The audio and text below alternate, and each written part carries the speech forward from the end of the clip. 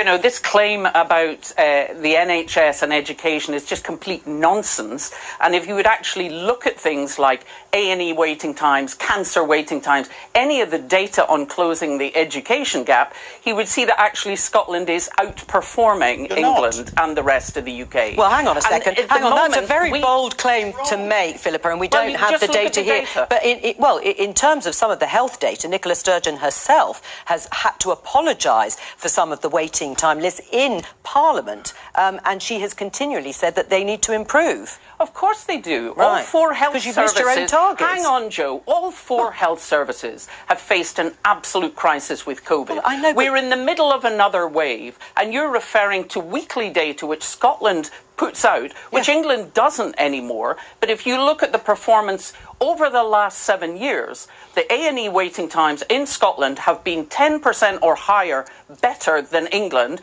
almost much higher than Wales or Northern Ireland, for 7 years. So argue about independence, but don't argue on the performance of the NHS. Because if you bother to look, or anyone bothers to look at the data, they'll see it's different. Right. And to refer to the cost of living crisis, the Scottish Government doesn't have the levers to fix that.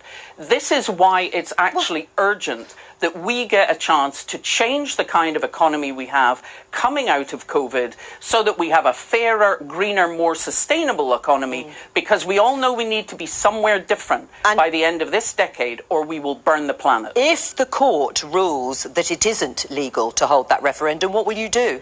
Well, the First Minister has been quite clear that we will use the next election, whether that's a general election or a Scottish election, so that people in Scotland can at least express their wish.